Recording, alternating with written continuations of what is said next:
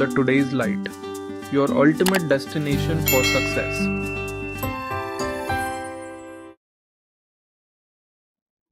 Hello everyone, welcome to today's light. আজ থেকে তোমাদের জন্য শুরু হতে যাচ্ছে একটা নতুন সিরিজ। সেটা কি? সেটা হচ্ছে তোমাদের শিওর শর্ট 45।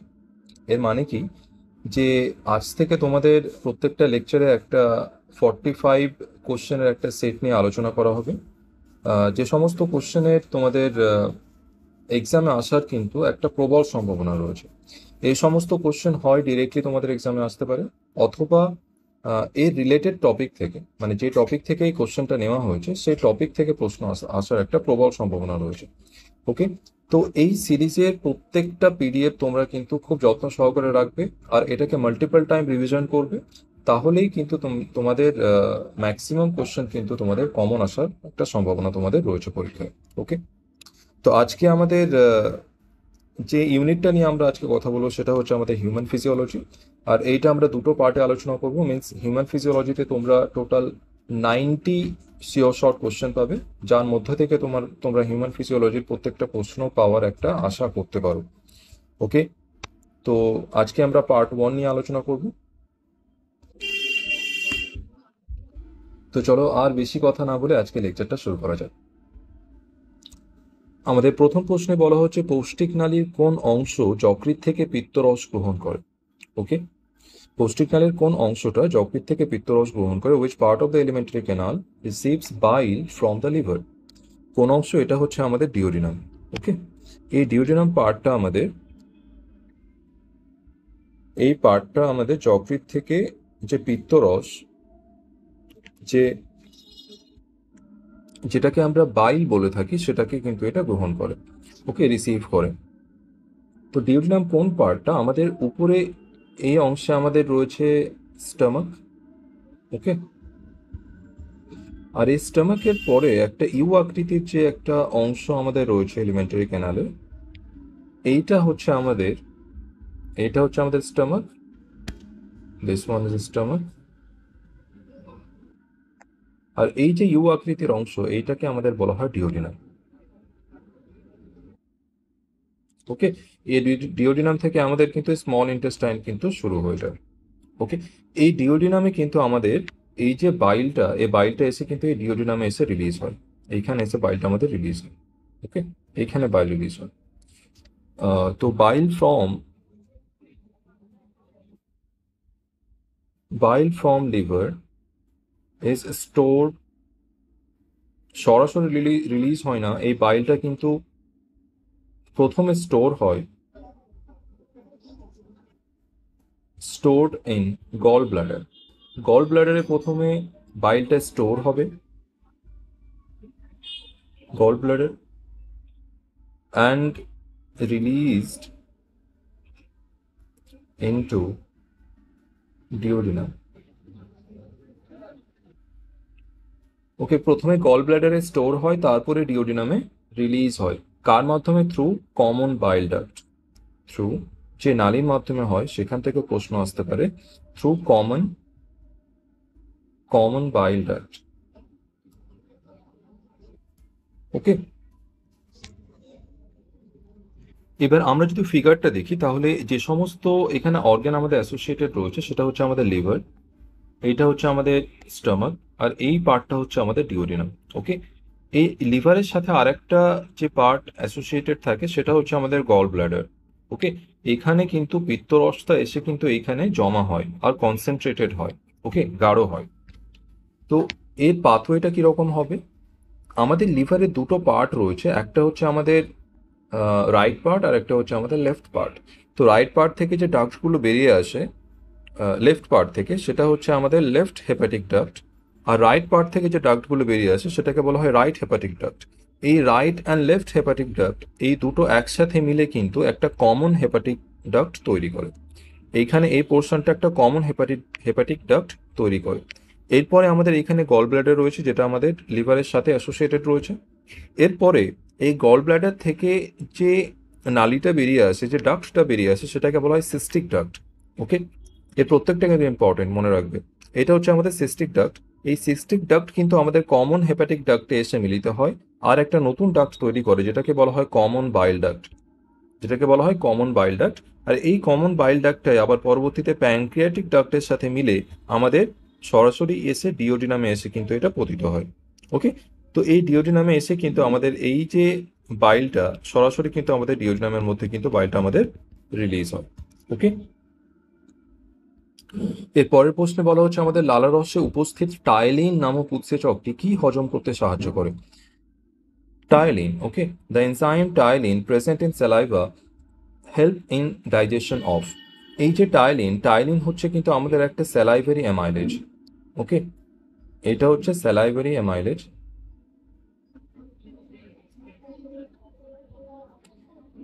এইটা কি করে? এইটা হেল্প করে ডাইজেশন অফ স্টার্চ। এটা স্টার্চের ডাইজেশনে কিন্তু সাহায্য করে। এই টাইলিন স্টার্চকে ভেঙে নিয়ে স্টার্চ থেকে কিন্তু মল্টোজ তৈরি করে। স্টার্চ এইখান থেকে মাল্টোজ তৈরি করে। ওকে, আর এইখানে কোন এনজাইম কাজ করে? টাইলিন। ওকে, তো আমাদের আনসার কোনটা হবে? স্টার্চ। ওকে, এবার আমরা কুইকলি একবার দেখে নেব আমাদের টোটাল যে এলিমেন্টারি ক্যানাল এর কোন কোন পার্টে কোন ধরনের খাবারের ডাইজেশন হয়ে থাকে। তো এই যে আমরা প্রথম এই যে পার্টটা দেখতে পাচ্ছি এটাকে আমাদের বলা হয় oral cavity. This is oral cavity, অথবা এটাকে বলা হয় বাকল ক্যাভিটি, অথবা সিম্পলি আমরা এটাকে বলতে পারি মাউথ। ওকে, এইখানে কি হয়? এই পার্টটাতে শুধুমাত্র ডাইজেশন অফ স্টার্চ হয়, digestion of starch by the help of salivary amylase. এই যে পার্টটা এইটা হচ্ছে আমাদের ইসোফেগাস। এইখানে কি হয়? আমাদের ডাইজেশন অ্যাবসেন্ট, এইখানে কিন্তু ডাইজেশন হয় না, ডাইজেশন ইজ অ্যাবসেন্ট হ্যাঁ, এইখানে কোনো রকম ডাইজেশন হয় না। এইবার আমরা যদি স্টমাকের কথা বলি, দিস ইজ স্টমাকে কেবলমাত্র ডাইজেশন অফ অনলি প্রোটিন, এখানে কেবলমাত্র প্রোটিনের ডাইজেশনটা হয়। আর এরপরে এই যে আমাদের দিস ইজ স্মল ইন্টেস্টাইনে কি হয়? স্মল ইন্টেস্টাইনে আমাদের digestion of all remaining starch, remaining protein and fat. কারণ আংশিকভাবে স্টার্চ কিন্তু এখানে ডাইজেশন হয়, আংশিকভাবে প্রোটিন আমাদের স্টমাকে ডাইজেশন হয়, তো বাকি প্রোটিন আর বাকি স্টার্চ আমাদের স্মল ইন্টেস্টাইনে ডাইজেশন হবে, আর ফ্যাটটা কেবলমাত্র শুধুমাত্র আমাদের স্মল ইন্টেস্টাইনেই হয়ে থাকে। তো এখানে টোটাল যে সমস্ত হয়ে থাকে সেগুলো কি? ডাইজেশন অফ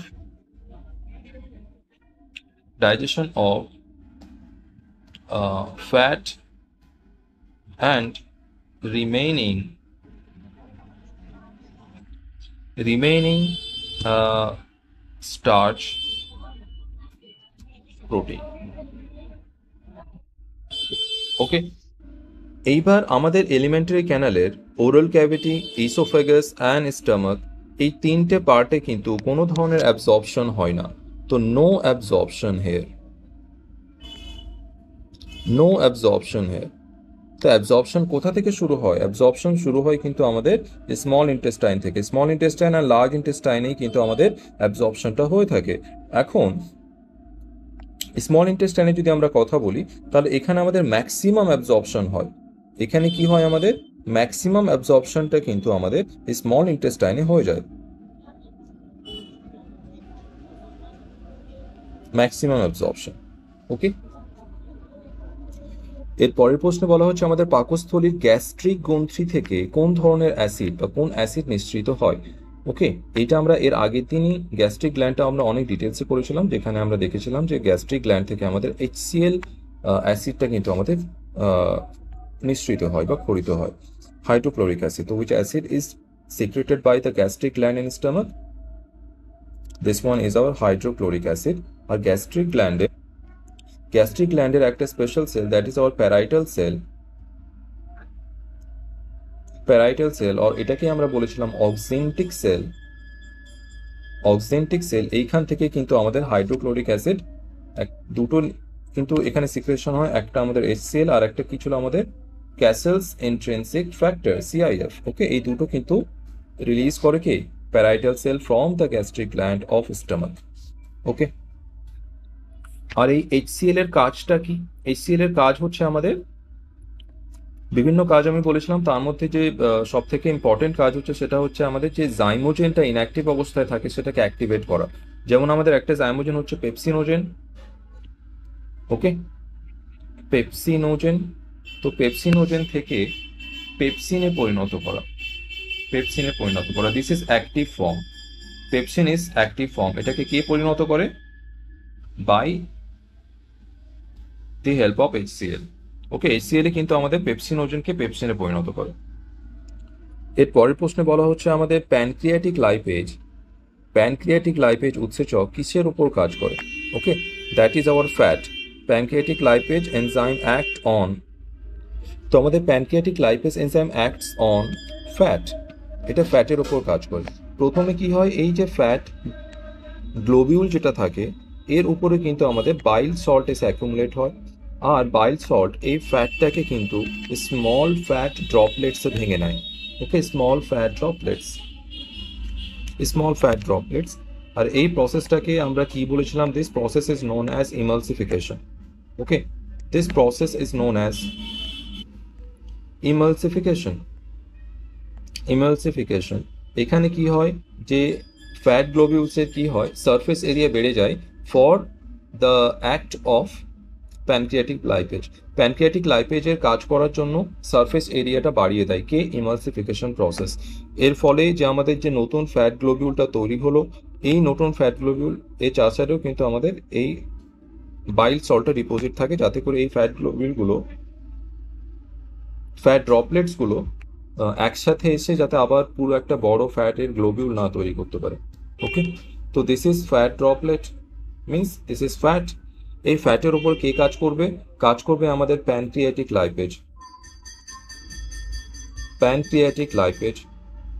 আর এই প্যানক্রিয়াটিক লাইপেজের কারণে, এর ফাংশনের কারণে কি হবে, এই ফ্যাট থেকে আমাদের তৈরি হবে fatty acid, fatty acid plus glycerol. Okay, তো এই প্রসেসটা আমাদের হয়ে থাকে। এর পরের প্রশ্নে বলা হচ্ছে পৌষ্টিক নালীর দীর্ঘতম অংশ কোনটি? Okay, the longest part of the elementary canal, এটা হচ্ছে আমাদের স্মল ইন্টেস্টাইন। স্মল ইন্টেস্টাইন যেটা আমাদের হয়ে থাকে, এইটা আমাদের প্রায় 6 থেকে 7 মিটার লম্বা হয়ে থাকে, 6 to 7 metre long. Okay, and this is the longest part, longest part of the elementary canal. Okay, এর পরের প্রশ্নে বলা হচ্ছে ভিলাই কোথায় পাওয়া যায়? ওকে, ভিলাই পাওয়া যায় আমাদের ক্ষুদ্রান্তে, স্মল ইন্টেস্টাইনে আমাদের ভিলাই পাওয়া যায়। এই ভিলাইয়ের কাজটা কি? ভিলাই আমাদের দেখতে কিরকম হয়ে থাকে?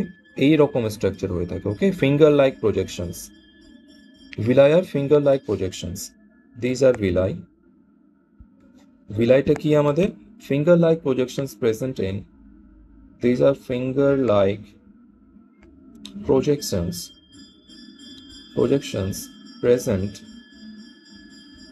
present in small intestine. Okay, intestine, এর কাজটা কি? এর কাজ হচ্ছে increase surface area for absorption, increase surface area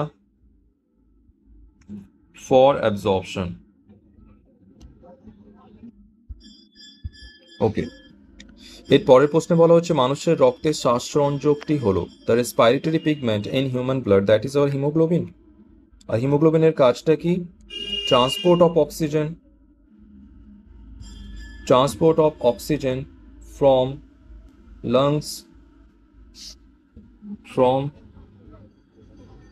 lungs to tissues. Okay, carbon dioxide ট্রান্সপোর্টেশনটাও করে থাকে, তবে অনলি 23%, তাই সেটা আমরা কিন্তু নর্মালি অ্যাকাউন্টে নিই না। আর অক্সিজেনের যদি আমরা কথা বলি তাহলে 98% অক্সিজেন কিন্তু by the help of haemoglobin transport হয়ে থাকে। আর ফর্মটা কি থাকে? Oxyhaemoglobin form. এর পরের প্রশ্নে বলা হচ্ছে ফুসফুসে গ্যাসের বিনিময় কোথায় সংঘটিত হয়? Exchange of gases in lungs takes place in, এটা কোথাও হয়? আমাদের অ্যালভিওলাইয়ের মধ্যে হয়, যেটা আমরা বলি অ্যালভিওলাইটা আমাদের এইরকম যদি দেখতে হয়, আর অ্যালভিওলাইয়ের সাথে আমাদের কি যুক্ত থাকে? এইখানে আমাদের যুক্ত থাকে ব্লাড ভেসেল। ওকে, বাইরে থেকে অ্যালভিওলাইয়ের মধ্যে কি আসবে? বাইরে থেকে অ্যালভিওলাইয়ের মধ্যে কিন্তু এয়ারটা প্রবেশ করে, এয়ার। আর এই এয়ারের মধ্যে বিভিন্ন ধরনের গ্যাস থাকে। এইখান থেকে আমাদের গ্যাসেস এক্সচেঞ্জে কি হবে, যে অ্যালভিওলাই থেকে অক্সিজেন কিন্তু আমাদের রক্তের মধ্যে চলে আসবে, আর রক্ত থেকে আমাদের যে CO2 এইটা কিন্তু কোথায় চলে যাবে? অ্যালভিওলাইয়ের মধ্যে চলে যাবে। তো এইটাই হচ্ছে আমাদের exchange of gas. Okay, exchange of gas. আর এইটাকে আবার একটা বায়োলজিক্যাল টার্ম দেওয়া হয়, that is known as our, এই প্রসেসটাকে কিন্তু নাম দেওয়া হয় external respiration. External respiration, okay, means exchange of gases between alveoli and blood vessel, এইটাকে বলা হয় আমাদের এক্সটার্নাল রেসপাইরেশন। আরেকটা রয়েছে internal respiration. Internal internal respiration, এইটা কখন হয়ে থাকে? ইন্টারনাল রেসপাইরেশন এটা কখন হয়ে থাকে? Blood vessels and tissue, this is tissue. Blood vessels and টিস্যুর মধ্যে যখন আমাদের গ্যাসেস এক্সচেঞ্জ হয়ে থাকে, তখন এইটাকে বলা হয় আমাদের ইন্টারনাল রেসপাইরেশন। এর পরের প্রশ্নে বলা হচ্ছে আমাদের প্রশ্বাস গ্রহণের সময় মধ্যচ্ছদা কি পরিবর্তন হয় এখানে? During the inspiration the diaphragm কি চেঞ্জেস হয় এখানে? Relax and move up, no. Contracts and move down, yes. এটা কন্ট্রাক্ট হয় আর নিচের দিকে নেমে যায়। ওকে, এই প্রসেসটাই কি হয়? আমরা যদি এখানে একটা থোরাসিক চেম্বারটা যদি আমরা এখানে আঁকি, তাহলে সেটা অনেকটা রাফলি এরকম দেখতে হয়। এইখানে নর্মালি যে আমাদের ডায়াফ্রামটা থাকে সেটা এরকম ডোম শেপের থাকে, ওকে, ডোম বা আর্চ, এরকম ডোম শেপের থাকে। This is dome shaped diaphragm. এটা আমি অন্য কালারে বানালে ভালো হয়। Okay, this one is our thoracic cavity, thoracic chamber বলি বেশি ভালো হবে। This is thoracic chamber. আর এইটা হচ্ছে আমাদের this is our dome shaped diaphragm. Okay, এইটা পরবর্তীতে কি হয়, যে যখন আমরা ইনহেলেশন প্রসেসটা করি বা ইন্সপাইরেশন প্রসেসটা করি, তখন কি হয়, যে এই যে ডায়াফ্রামটা এইটা কিন্তু নিচের দিকে নেমে আসে, আর এইটা একটা ফ্ল্যাট স্ট্রাকচার তৈরি করে। ওকে, এটা কি হবে? নিচের দিকে নেমে আসবে, এটা এখান থেকে নিচের দিকে নেমে আসবে। ওকে, আর it will contract and becomes flat during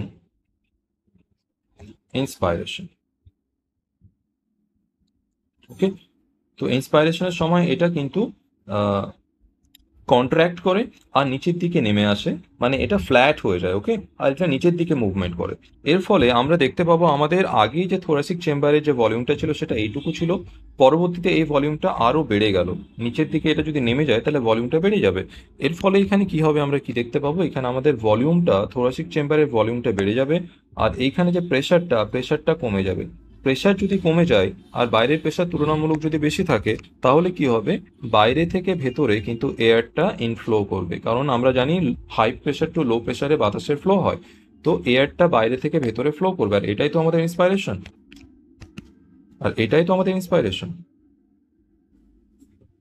ওকে, তো ডিউরিং ইন্সপাইরেশন কি হবে, যে ডায়াফ্রাম কন্ট্রাক্ট করবে। আমি ডায়াফ্রামের এখানে ব্যাপারটা লিখে দিই। ডায়াফ্রাম, এইটা আমাদের ইন্সপাইরেশনের সময় কি হবে, INSP, ইন্সপাইরেশন, শর্টে লিখছি, অ্যান্ড এক্সপাইরেশন। ওকে, ইন্সপাইরেশনের সময় কি হবে আর এক্সপাইরেশনের সময় কি হবে, এটা কিন্তু মনে রাখাটা অত্যন্ত জরুরি। ইন্সপাইরেশনের সময় কি হবে, ডায়াফ্রাম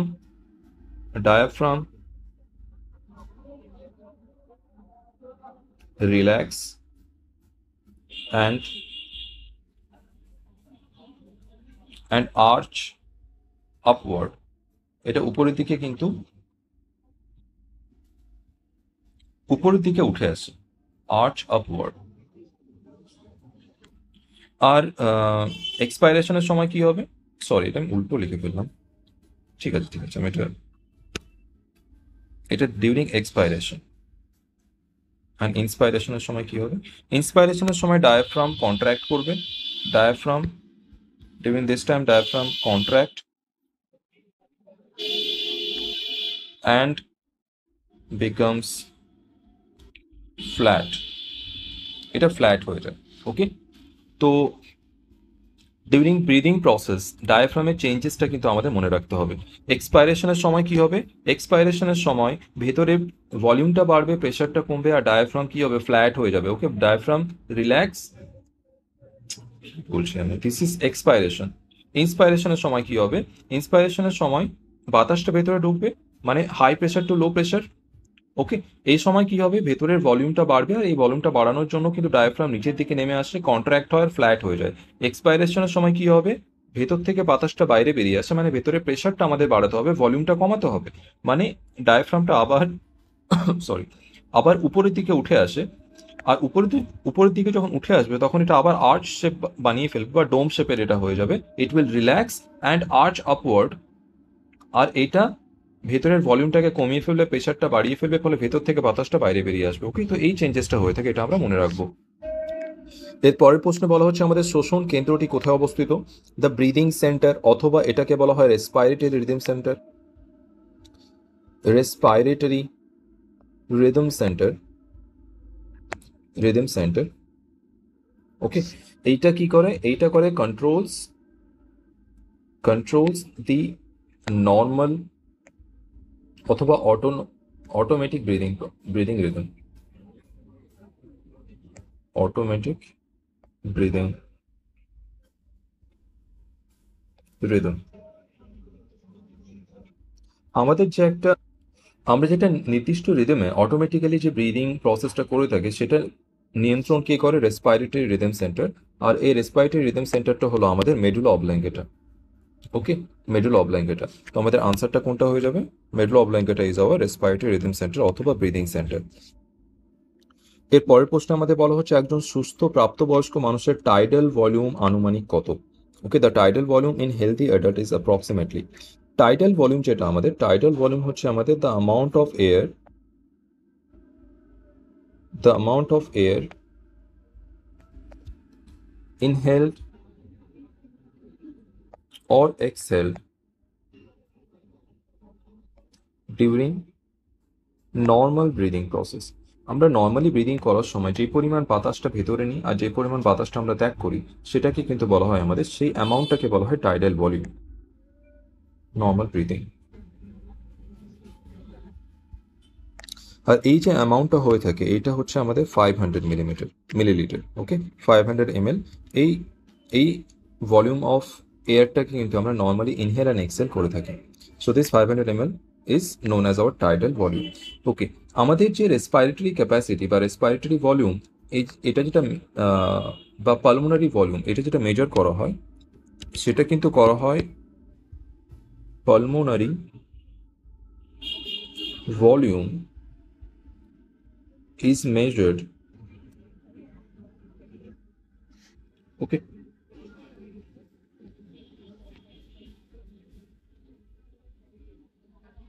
তোমরা সরাসরি লিখে measurement, volume measurement, pulmonary volume measurement. এটা থেকে আমরা যে গ্রাফটা পাই আর যে মেশিনের সাহায্যে আমরা এটা করে থাকি, সেই দুটোকে কি বলা হয়, যে মেশিনের সাহায্যে আমরা করে থাকি সেটাকে বলা হয় স্পাইরোমিটার, আর এটা থেকে আমরা যে গ্রাফটা পাই সেটাকে আমরা বলি স্পাইরোগ্রাম।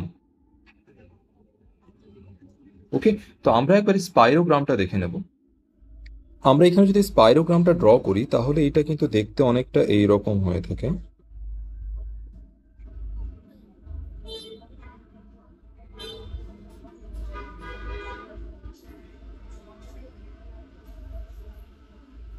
ওকে, এইরকম দেখতে হয়ে থাকে। এইবার এইখানে বিভিন্ন পার্টটা আমরা এখানে মার্ক করব। During normal inspiration and expiration যে অ্যামাউন্ট অফ যে ভলিউম অফ এয়ারকে ইন্সপায়ার অ্যান্ড এক্সপায়ার করা হয় সেটাকে বলা হয় টাইডাল ভলিউম।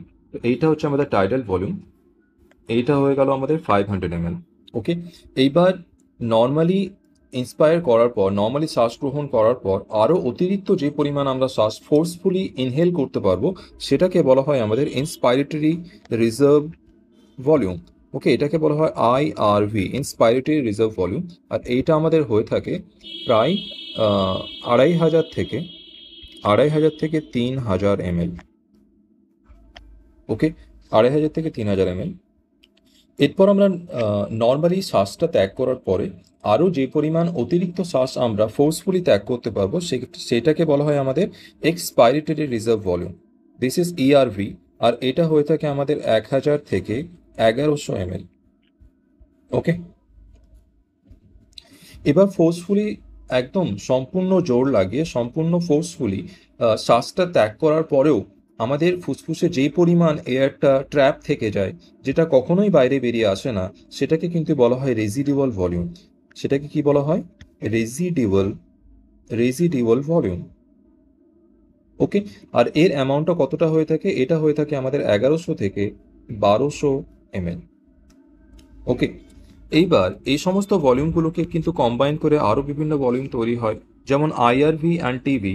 এই দুটোকে আমরা যদি অ্যাড করি তাহলে আমরা পাবো ইন্সপাইরেটরি ক্যাপাসিটি। এইটা যদি আমরা অ্যাড করি তাহলে আমরা কি পাবো? Inspiratory capacity means inspiratory capacity মানে আইআরভি প্লাস টিভি। ওকে, এরপর আমরা যদি tidal volume and expiratory reserve ভলিউমকে যদি আমরা অ্যাড করি তাহলে আমরা পাবো expiratory capacity, that means ERV plus TV. এইবার আমরা যদি inspiratory reserve volume, tidal volume and expiratory reserve volume সবগুলোকে যদি আমরা অ্যাড করে ফেলি তাহলে আমরা এখানে পাবো কিন্তু ভাইটাল ক্যাপাসিটি। ওকে, তো ভাইটাল ক্যাপাসিটির মধ্যে আমাদের কি চলে আসবে? এর মধ্যে আসবে আমাদের আইআরভি প্লাস টিভি প্লাস ইআরভি। ওকে, এটাকে আমরা আর কি লিখতে পারি? ইন্সপাইরেটরি ক্যাপাসিটি প্লাস ইআরভি, অথবা এটাকে আমরা কি লিখতে পারি? আইআরভি প্লাস এক্সপাইরেটরি ক্যাপাসিটি ইসি। ওকে, এইভাবে আমাদের লেখা যায়। ওকে, এরপরে আমাদের এই যে ইআরভি অ্যান্ড রেজিডিউয়াল ভলিউম, আমরা নর্মাল যখন শ্বাস ত্যাগ করি তখন কিন্তু আমাদের ইআরভিটাও বাইরে বেরিয়ে আসে না। তো ইআরভি আর রেজিডিউয়াল ভলিউম এইটাকে মিলে কিন্তু আমাদের ফাংশনাল রেজিডিউয়াল ভলিউম বলা হয়। মানে জেনারেলি এটা আমাদের বাইরে বেরিয়ে আসে না। তো ফাংশনালি আমাদের যে এক্সপাইরেটরি রিজার্ভ ভলিউম এইটাও কিন্তু আমাদের রেজিডিউয়াল ভলিউম হিসেবে কাজ করে। তো দিস ইজ ফাংশনাল রেজিডিউয়াল ভলিউম। এর মধ্যে আমাদের কি কি চলে আসবে? ফাংশনাল রেজিডিউয়াল ভলিউম এফআরভি, এর মধ্যে আমাদের ইআরভি এক্সপাইরেটরি রিজার্ভ ভলিউম প্লাস আমাদের চলে আসবে রেজিডিউয়াল ভলিউম। ওকে, তো এই সমস্ত pulmonary volumes and pulmonary capacities কিন্তু আমাদের মনে রাখতে হবে। এটা আমরা এফআরসি লিখবো, ফাংশনাল রেজিডুয়াল ক্যাপাসিটি। এর পরের প্রশ্নে আমাদের বলা হচ্ছে কোন রক্তনালী ফুসফুস থেকে অক্সিজেনযুক্ত রক্ত হৃৎপিণ্ডে বহন করে? ওকে, which blood vessel carries oxygenated blood from lungs to heart? এটা হচ্ছে আমাদের পালমোনারি ভেইন। এটা একমাত্র ভেইন যেটা আমাদের অক্সিজেনেটেড রক্ত বহন করে। This is only vein that carry oxygenated blood. ওকে, এখানে কি হয়ে থাকে? আমি প্রথমে একটা ফিগার ড্র করি। তো এখানে আমরা দুটো ফিগার দেখতে পাচ্ছি, একটা আমাদের লাংস রয়েছে আর একটা আমাদের হার্ট রয়েছে। ওকে, আমাদের হার্ট থেকে যে ব্লাড ভেসেল ডিঅক্সিজেনেটেড ব্লাডটাকে ফুসফুসে নিয়ে যায় সেটাকে আমরা কি বলবো? সেটাকে আমরা বলবো পালমোনারি আর্টারি। আর যে ব্লাড ভেসেলটা ফুসফুস থেকে রক্তটা অক্সিজেনেটেড রক্ত আমাদের হার্টে নিয়ে আসবে, সেটাকে আমরা কি বলবো? Pulmonary vein. ওকে, সেটাকে আমরা বলবো pulmonary vein. So this is our pulmonary vein.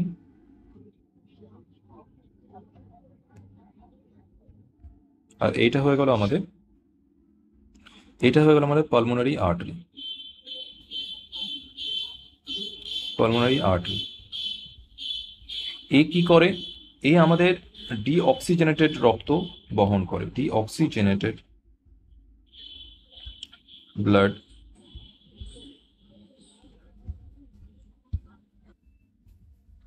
Career. এ ডিঅক্সিজেনেটেড রক্ত বহন করে। আর পালমোনারি ভেইন কি করে? এ আমাদের অক্সিজেনেটেড রক্ত বহন করে, অক্সিজেনেটেড ব্লাড ক্যারিয়ার। ওকে, এই দুটোই কিন্তু আমাদের এক্সেপশন। কারণটা কি? জেনারেলি আর্টারি কি করে? জেনারেলি আর্টারি আমাদের অক্সিজেনেটেড রক্ত বহন করে, কিন্তু পালমোনারি আর্টারি আমাদের ডিঅক্সিজেনেটেড রক্ত এখানে বহন করছে। আর জেনারেলি আমাদের যে ভেইন হয় সেটা কিন্তু আমাদের ডিঅক্সিজেনেটেড ব্লাড ক্যারি করে, কিন্তু এখানে আমাদের পালমোনারি ভেইন অক্সিজেনেটেড রক্ত কিন্তু এখানে বহন করছে। তো এই দুটোই কিন্তু খুব বেশি ইম্পর্টেন্ট। এখানে আমরা ডাইরেকশনটাও দেখিয়ে নেব। ডাইরেকশনটা এই দিকে হবে, আর এইখানে ডাইরেকশনটা হবে এই দিকে। ওকে, এর পরের প্রশ্ন বলা হচ্ছে আমাদের হৃৎপিণ্ডের পেসমেকার হলো the pacemaker of heart, the natural pacemaker. এটা হচ্ছে কিন্তু আমাদের SA node. This is hour natural pacemaker. এইটা কি করে? এইটা আমাদের আমাদের হার্ট রেটটা এখান থেকে ইনিশিয়েট হয়। ইনিশিয়েট দ্য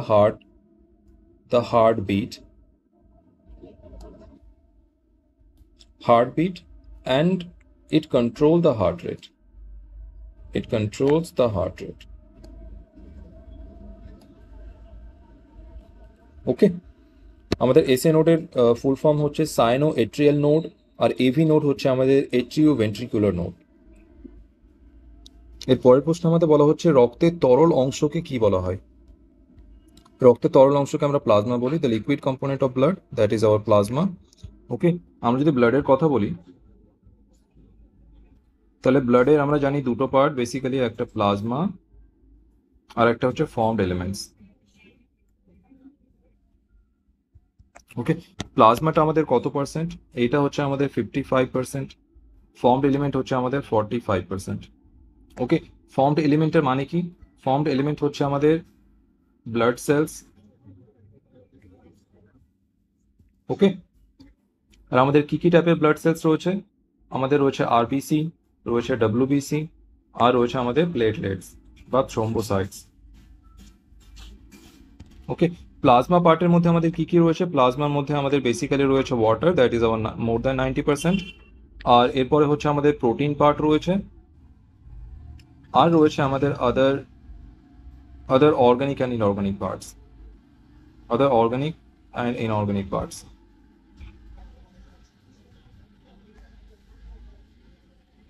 ওকে, তো এইটা হচ্ছে আমাদের ব্লাডের রাফলি একটা কম্পোজিশন। এইবার আমাদের বাকি যে পার্টগুলো থাকলো, যেমন আমাদের সিরাম, লিম্ফ, এগুলো বোঝাও আমাদের জন্য অত্যন্ত জরুরি। তো সিরাম আর লিম্ফটা কি, এটাও আমরা একবার দেখে নেব। এবার আমরা যদি প্লাজমার কথা বলি, plasma, this is the liquid component of blood. Plasma is liquid component of blood.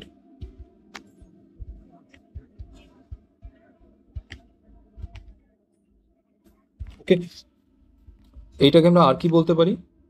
এইটাকে আমরা বলতে পারি blood minus blood cells. Blood থেকে যদি আমরা ব্লাড সেলটা বাদ দিয়ে দিই তাহলে আমরা কি পাবো? প্লাজমা পাবো। এরপরে আমরা সিরাম নিয়ে কথা বলবো। ওকে, সিরামটা কি? আমরা যদি প্লাজমা থেকে, this is clear fluid part.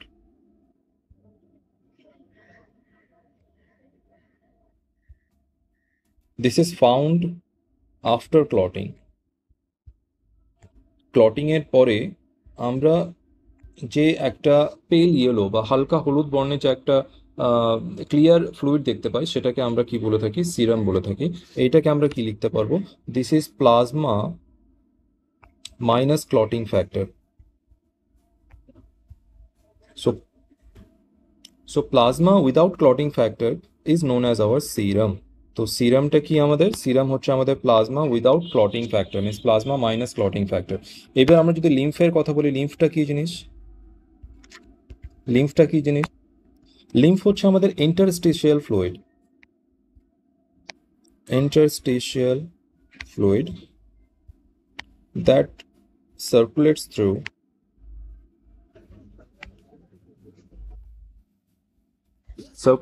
lymphatic system, lymphatic system। এটা ইন্টারস্টিশিয়াল ফ্লুইড মানে কি, এটা হচ্ছে আমাদের কোষের মাঝে অবস্থিত একটা ফ্লুইড। মানে আমরা যদি এখানে একটা ব্লাড ভেসেল নিয়ে নিই, এই ব্লাড ভেসেল থেকে বাইরের দিকে যখন আমাদের ব্লাডটা বাইরে বেরিয়ে আসে, ব্লাডের যে লিকুইড পার্টটা, ওকে, এখানে আমাদের বিভিন্ন সেল রয়েছে, বিভিন্ন সেল রয়েছে এখানে আমাদের, আর এই সেলের মাঝে যে গ্যাপটা থাকে সেটাকে বলা হয় ইন্টারস্টিশিয়াল স্পেস। আর এই স্পেসে আমাদের ব্লাড থেকে কিছু লিকুইড পোর্শন আমাদের বাইরে বেরিয়ে আসে, আর এইটা আমাদের সেলের আশেপাশে কিন্তু এইভাবে ছড়িয়ে ছিটিয়ে থাকে, ওকে। তো এই যে লিকুইড পোর্শনটা যেটা বাইরে বেরিয়ে আসছে, এটাকে আমরা কি বলবো, এটাকে আমরা বলবো লিম্ফ, ওকে। এর মধ্যে সবকিছুই থাকে কিন্তু ব্লাড সেলস থাকে না, কিন্তু এখানে ডাব্লিউবিসি থাকে, ডাব্লিউবিসি এখানে কিন্তু প্রেজেন্ট থাকে, ডাব্লিউবিসি এখানে প্রেজেন্ট থাকে। আর এখানে কি থাকে, অল নিউট্রিয়েন্টস, নিউট্রিয়েন্টসগুলো এখানে কিন্তু প্রত্যেকটাই থাকে, ওকে। তো এটা হচ্ছে আমাদের লিম্ফ। এরপর বলা হচ্ছে একজন সুস্থ প্রাপ্তবয়স্ক মানুষের স্বাভাবিক রক্তচাপ হলো the normal blood pressure in a healthy adult, that is hour 120/80 mmHg, okay, 120/80 mmHg। এইটা আমাদের যে 120 mmHg, 120 mmHg, এইটাকে বলা হয় আমাদের systolic, this is our systolic pressure, অথবা বলতে পারি আমরা normal systolic pressure, normal systolic pressure. আর আমাদের যে 80 mmHg, এইটা হচ্ছে আমাদের diastolic pressure, normal diastolic pressure, okay. এরপর বলা হচ্ছে মানবদেহের বৃহত্তম ধমনী কোনটি, এটা হচ্ছে আমাদের মহাধমনী, okay. The largest artery in the blood, that is our aorta, okay. এইটা কি করে, এইটা আমাদের কিন্তু হার্ট থেকে রক্তটা পুরো শরীরে পাম্প করে, okay, carry or supply blood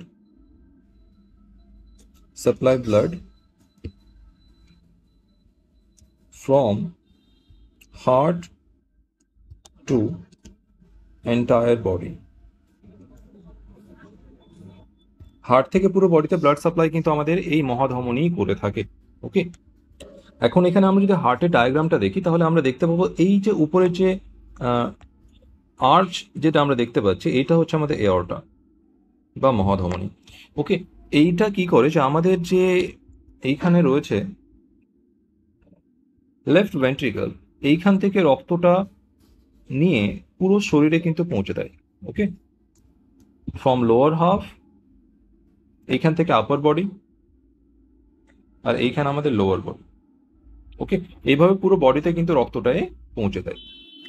এরপর বলা হচ্ছে কিসের উপস্থিতির জন্য হিমোগ্লোবিন বাফার হিসেবে কাজ করে, haemoglobin act as buffer due to the presence of, এটা হচ্ছে আমাদের হিস্টিডিন রেসিডিউ। এই হিস্টিডিন রেসিডিউ এর উপস্থিতির জন্য কিন্তু এইটা কি করে, it gives the haemoglobin its buffer capacity. এর যে বাফার ক্যাপাসিটি, এটা কে দেয়, এটা দেয় কিন্তু আমাদের হিস্টিডিন রেসিডিউ। আর আমরা যদি নর্মাল হিস্টিডিনের কথা বলি, নর্মাল হিস্টিডিন, তাহলে এইটা হচ্ছে আমাদের একটা amino acid, this is amino acid, this is an amino acid, okay.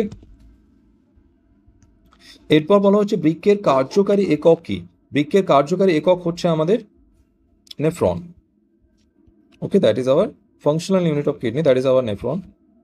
This is not only functional, this is structural structural and functional unit of kidney,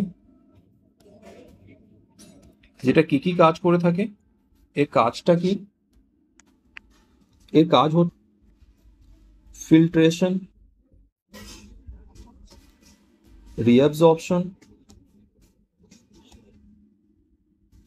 and secretion.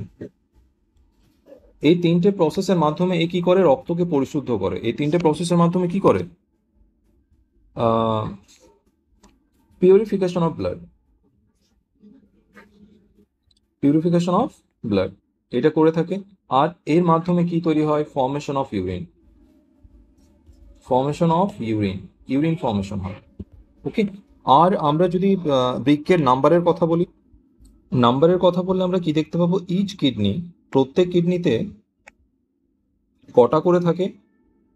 Has approximately, অথবা nearly লিখি, nearly 1 million, 10 লক্ষ nephron থাকে প্রত্যেক কিডনিতে। Okay, 1 million nephron.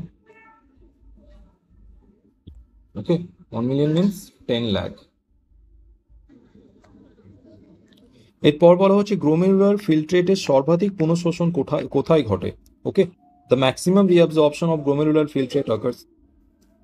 এটা maximum যে reabsorption এটা আমাদের হয় প্রক্সিমাল কনভলিউটেড টিউবিউল। এটা হবে প্রক্সিমাল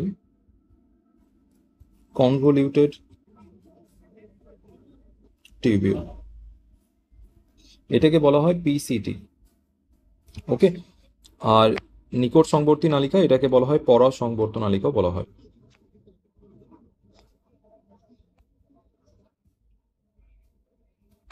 ওকে, তো আমাদের এইটা আনসার হবে।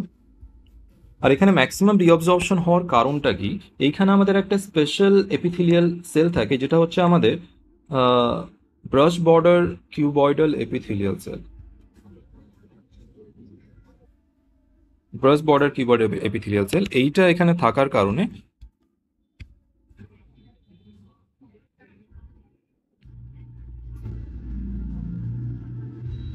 ওকে, এদের মধ্যে কি থাকে? উপরে মাইক্রোভিলাই থাকে।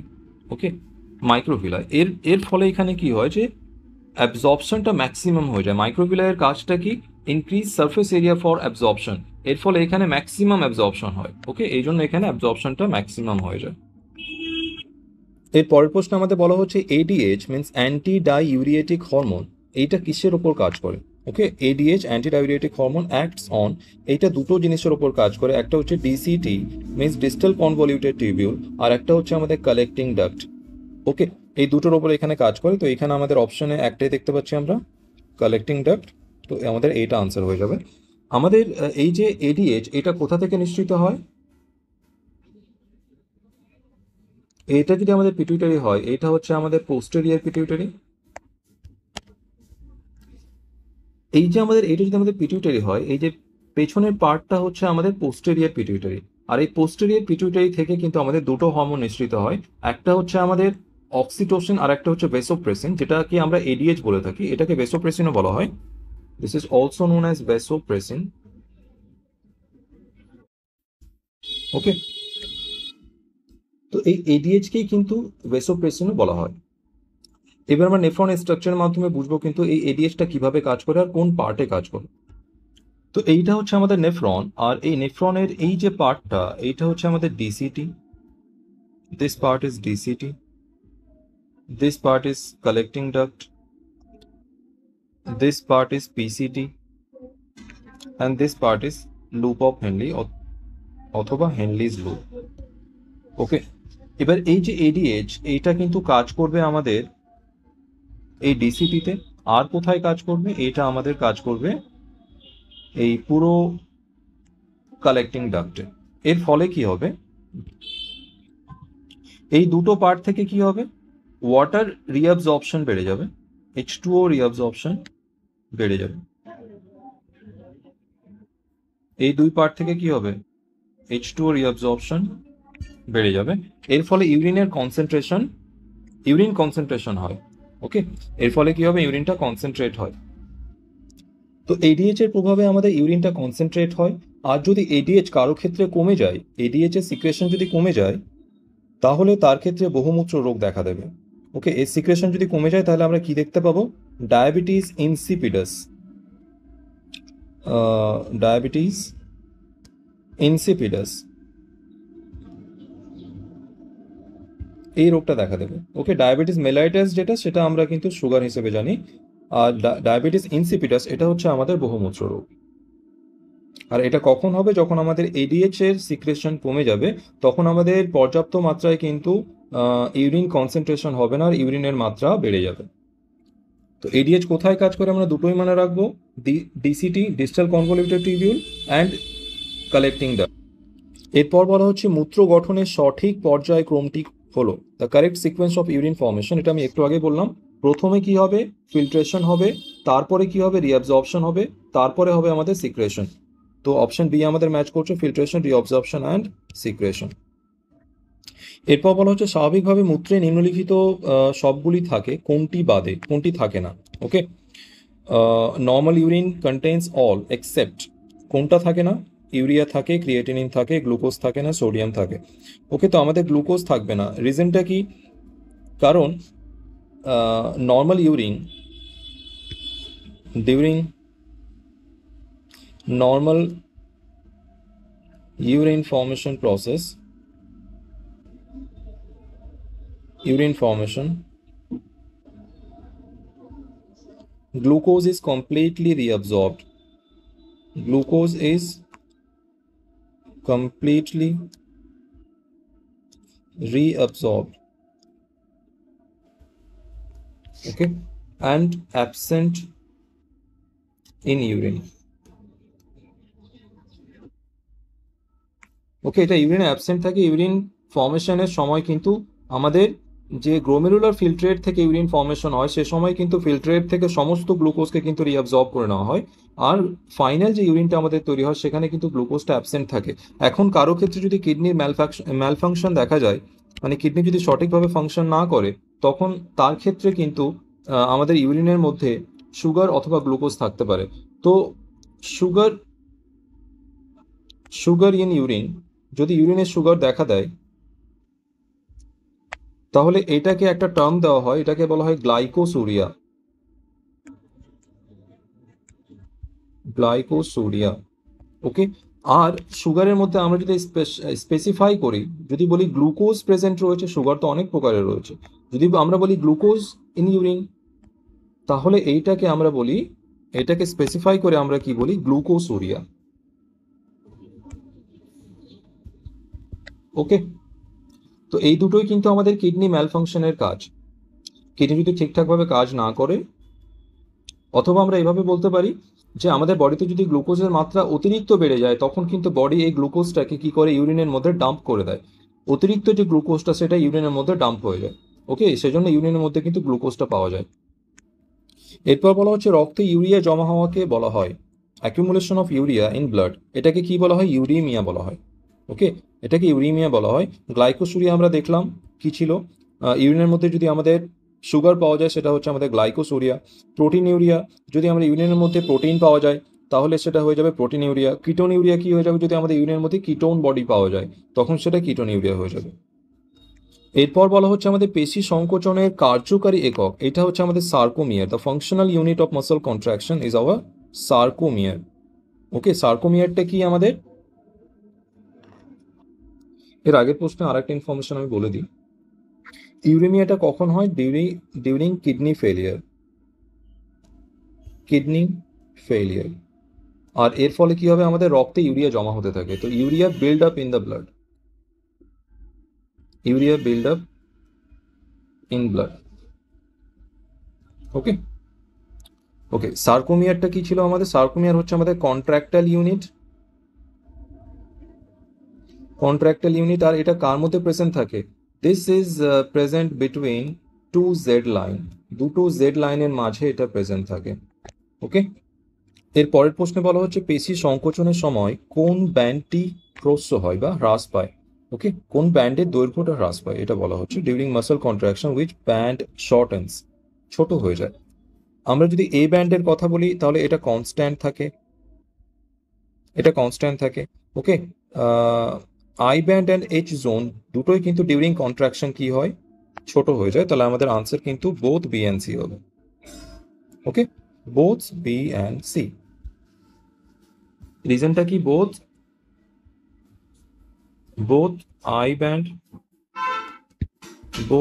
band and H zone shortens while A band remains constant.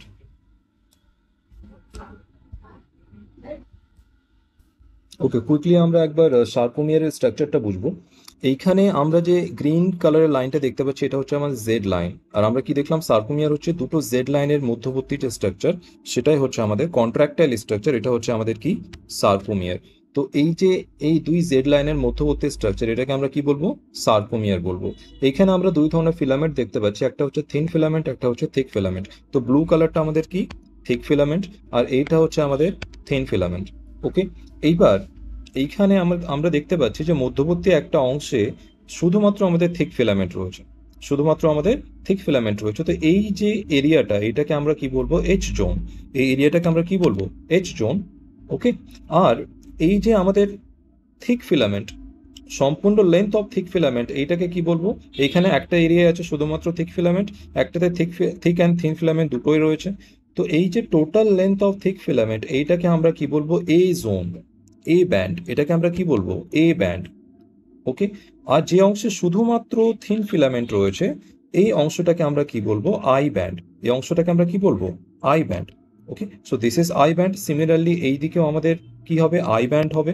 তো this is also hour I band. তো এইটা হচ্ছে কমপ্লিট স্ট্রাকচার অফ সার্কোমিয়ার। এবার এটা কন্ট্রাক্ট কিভাবে করে? এখানে স্লাইডিং ফিলামেন্ট মেকানিজম হয়, যে একটা ফিলামেন্টের উপরে দ্বিতীয় ফিলামেন্টটা কি হবে? স্লাইড করে। এর ফলে কি হয়? এই যে টোটাল সার্কোমিয়ারের লেন্থটা এইটা কি হয়? ডিক্রিজ হয়ে যায় ডিউরিং কন্ট্রাকশন, আর রিল্যাক্সেশনের সময় এটা ইনক্রিজ করে। তো এটা কিভাবে কাজ করে? এই যে সম্পূর্ণ ইউনিটটা এটা কিন্তু এই দিকে স্লাইড করে। ওকে, এইটাও কি হয়? এই দিকে স্লাইড করে। ফলে কি হয়? যে দুটো কাছাকাছি আসার ফলে কিন্তু এই পুরো লেন্থটা কমে যায়, আই ব্যান্ডের লেন্থ কমে যায়, এইচ জোন কিন্তু সম্পূর্ণ কন্ট্রাকশন হলে এটা ডিসঅ্যাপিয়ার হয়ে যায়। ওকে, এরপর আমরা দুটো ডায়াগ্রাম কম্পেয়ার করে আমরা কিন্তু রিল্যাক্সেশন আর কন্ট্রাকশন প্রসেসটা বুঝবো। এইখানে আমরা দেখতে পাচ্ছি এটা রিল্যাক্স পজিশনে রয়েছে, রিল্যাক্স পজিশন,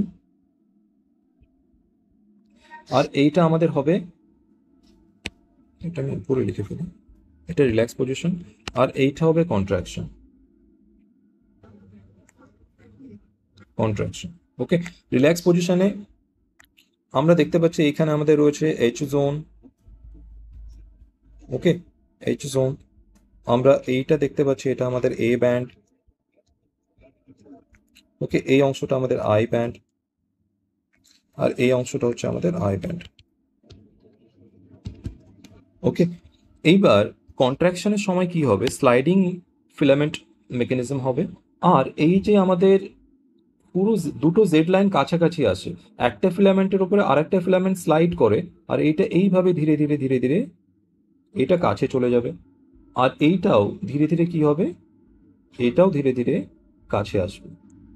ওকে, তো এইখানে আমরা দেখতে পাচ্ছি আফটার কন্ট্রাকশন এখানে কি হলো, যে এইখানে যে মাঝে যে জেড লাইন ছিল, জেড লাইন ডিসঅ্যাপিয়ার্স। তো এটা ছোট হয়েই তো ডিসঅ্যাপিয়ার হলো, জেড লাইন ডিসঅ্যাপিয়ার্স। ওকে, এইখানে আমাদের যে আই ব্যান্ডটা ছিল, আই ব্যান্ড, এটা সাইজটা কিন্তু আগে আগে এতটা ছিল, এখানে কিন্তু এবার ছোট হয়ে গেল। একই রকম ভাবে এখানেও আই ব্যান্ডটা এইটুকু থেকে গেল। ওকে, আগের থেকে আই ব্যান্ডটা কি হলো? ছোট হয়ে গেল। কিন্তু আমরা যদি এ ব্যান্ডের কথা বলি, তাহলে এটা কিন্তু এখনো এক্স্যাক্টলি সেটাই রয়েছে। তো এ ব্যান্ড এখনো কিন্তু কনস্ট্যান্ট রয়েছে। So this is hour a band.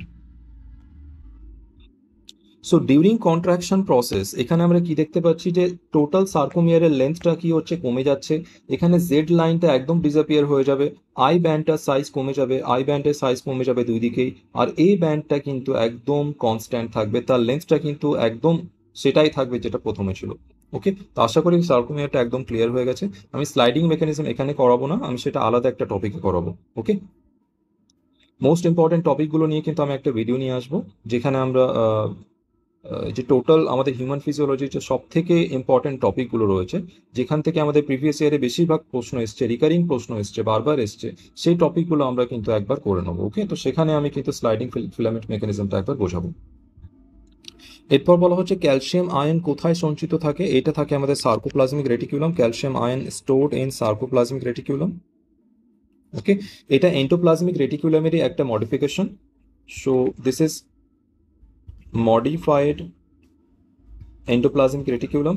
আর এইটা কি করে, release calcium ion during muscle contraction. Okay, তোমরা অনেকে রিগার মর্টিসের নাম শুনেছো। রিগার মর্টিসের সময় কি হয়, যে আমাদের যে আফটার ডেথ কি হয়, আমাদের মাসলসগুলো কিন্তু একদম জাম্প হয়ে যায়। ওকে, মানে একদম জ্যাম হয়ে যায়, মানে একদম আটকে যায়, স্টাক হয়ে যায়। সেটা রিজনটা কি, আমাদের যে সার্কোপ্লাজমিক রেটিকুলামের মধ্য থেকে যে ক্যালসিয়াম আয়নটা বেরোয়, সেটা কিন্তু পুনরায় আর সেখানে প্রবেশ করতে পারে না। মানে এই ক্যালসিয়াম আয়নটা কিন্তু আমাদের সাইটোপ্লাজমের মধ্যেই থেকে যায়। আর এর ফলে কি হয়, মাসলটা কন্ট্রাকশন থেকে কিন্তু রিল্যাক্স পজিশনে আর যেতে পারে না, তো মাসলটা কন্ট্রাক্ট অবস্থাতেই থেকে যায়। ওকে, তো এটাকে রিগার মর্টিস বলা হয়। রিজনটা কি, যেটা আমি বললাম।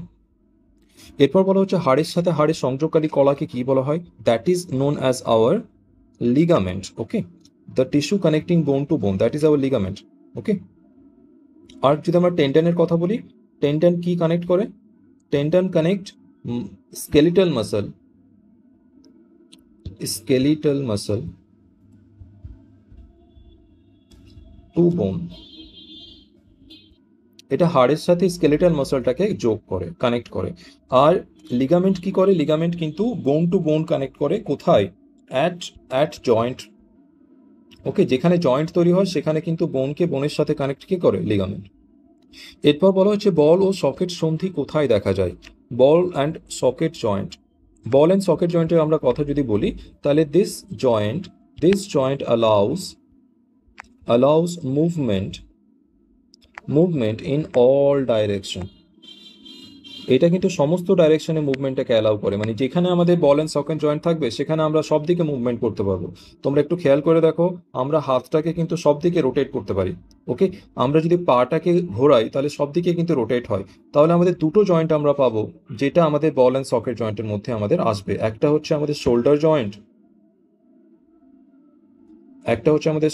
জয়েন্ট, আর একটা হবে আমাদের হিপ জয়েন্ট। ওকে, তো আমরা এখানে দেখে নেবো আমাদের অপশন কোনটা রয়েছে, that is hour hip joint.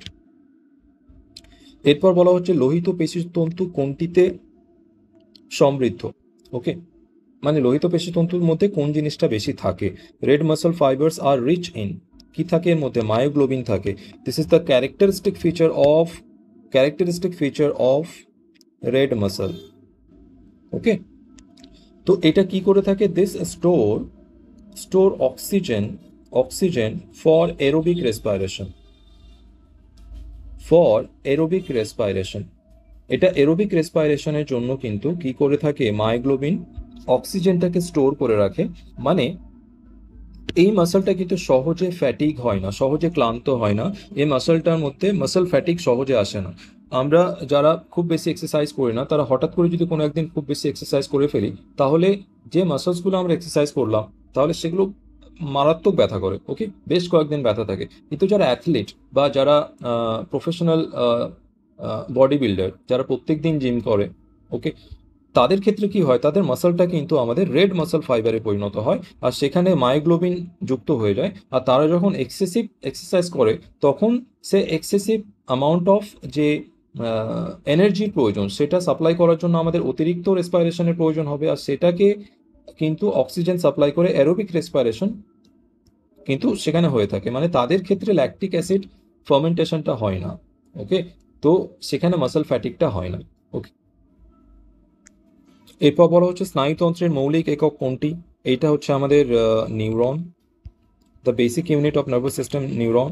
এটা আমাদের structural and functional unit. Structural and functional unit এর কাজটা কি? Conduct nerve impulse, nerve impulse. এরপর বলা হচ্ছে দুটি নিউরনের মধ্যবর্তী ফাঁকা স্থানকে কি বলা হয়? The gap between the two neurons is called synapse. Okay, বা এটাকে সিন্যাপস বলা হয়। এইখানে কি হয় যে দুটো নিউরনের যে টার্মিনাল পজিশন, এরা যেখানে এসে যুক্ত হয় এই পজিশনটাকে বলা হয় সিন্যাপস। ওকে, এইখানে এর মাঝখানে আমাদের কিছু নিউরো ট্রান্সমিটার থাকে, দ্যাট ইজ আওয়ার বেসিক্যালি আমাদের অ্যাসিটাইল কোলিন। ওকে, এটা একটা কেমিক্যাল সিনাপস। এখানে কি হয়, বেশিরভাগ সিনাপস আমাদের কেমিক্যাল সিনাপস হয়। এইখানে আমাদের ইলেকট্রিক্যাল সিগন্যাল আসে, ইলেকট্রিক্যাল সিগন্যাল। এইখানে আমাদের কেমিক্যাল সিগন্যাল।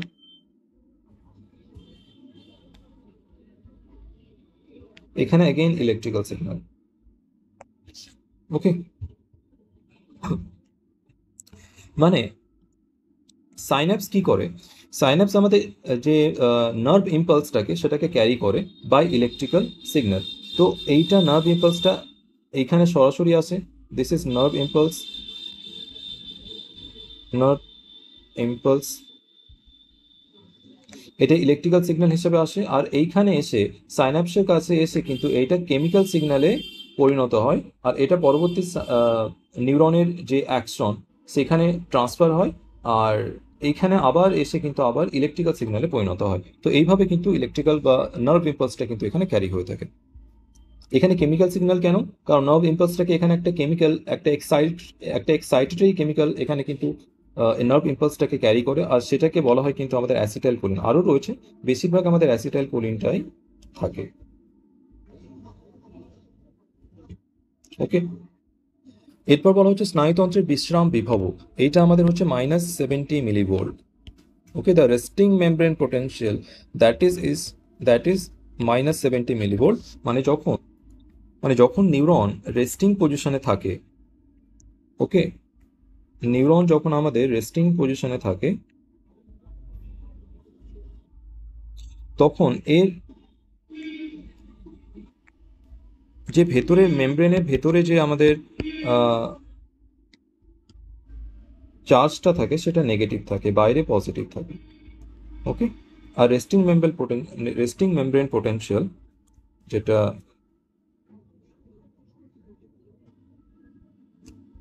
এটা আমাদের কত হয়ে যাবে? -70 মিলিভোল্ট। এরপর বলা হচ্ছে মানব মস্তিষ্কের বৃহত্তম অংশ কোনটি? এটা হচ্ছে আমাদের cerebrum, the largest part of the human brain, cerebrum. আর এটা কি করে থাকে? এটা controls higher functions.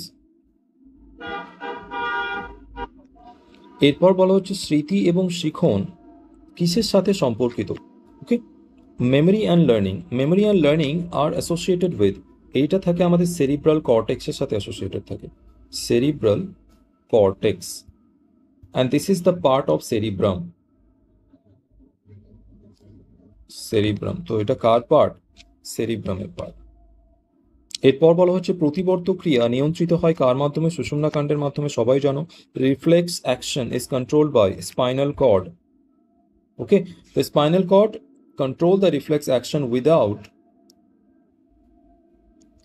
any help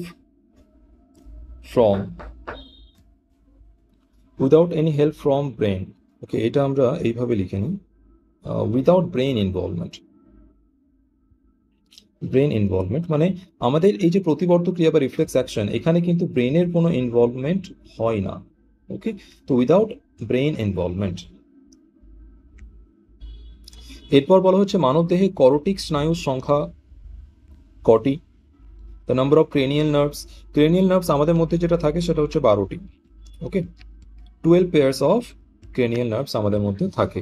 cranial নার্ভের মানে কি? ক্রেনিয়াল নার্ভ মানে হচ্ছে নার্ভস অরিজিনেটেড ফ্রম ব্রেইন। আমাদের ব্রেইন থেকে যে নার্ভটা বেরোয় তাকে আমরা কি বলে থাকি? ক্রেনিয়াল নার্ভস বলে থাকি। ওকে, আর আরেক প্রকারের নার্ভস আমাদের রয়েছে যেটাকে বলা হয় স্পাইনাল নার্ভস। স্পাইনাল নার্ভস এটা কোথা থেকে অরিজিনেট হয়? originated from spinal cord. Okay, spinal cord. এখন ক্রেনিয়াল নার্ভ আমাদের যেটা থাকে, ক্রেনিয়াল নার্ভ হচ্ছে আমাদের 12 পেয়ার, আর স্পাইনাল নার্ভ হচ্ছে আমাদের 31 পেয়ার, 31 জোড়া। ওকে, এইখানে যদি আমরা একটা ব্রেইন ড্র করি,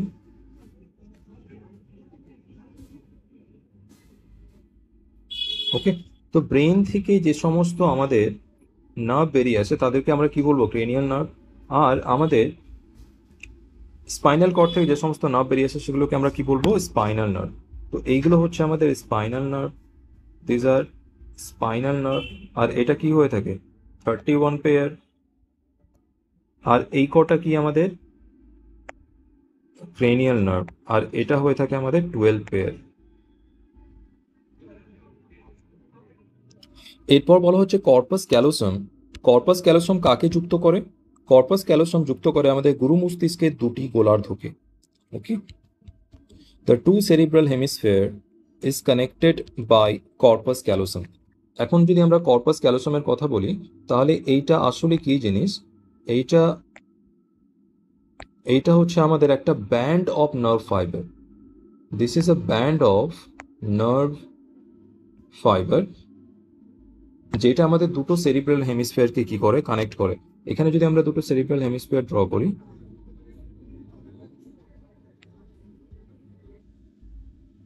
ওকে, তো এই যে দুই সেরিব্রাল হেমিস্ফিয়ার, এই দুটোকে কানেক্ট কে করে? নিচে এটাকে কানেক্ট করে কিন্তু আমাদের নিচে এইটাকে কানেক্ট করে এই যে band of nerve fibre. This is hour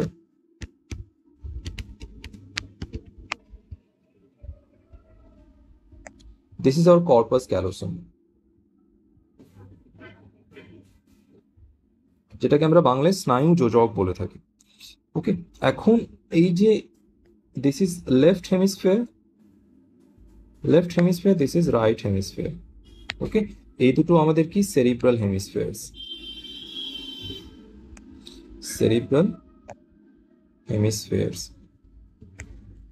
ওকে।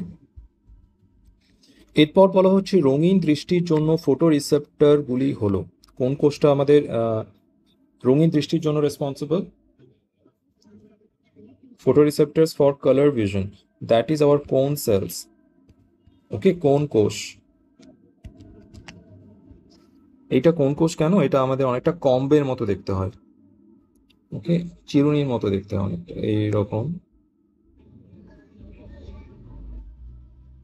এইরকম সেল কথা।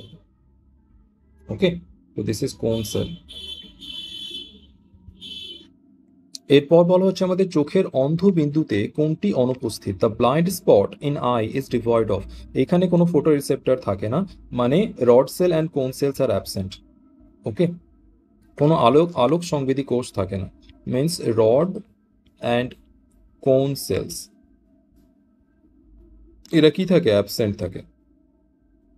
ওকে, এখানে আমরা আমাদের যে ব্লাইন্ড স্পট, এই যে ব্লাইন্ড স্পট এইটাকে আরো কি বলা হয়? এটাকে কিন্তু অপটিক ডিস্কও বলা হয়। Okay, optic disc. This has no rods and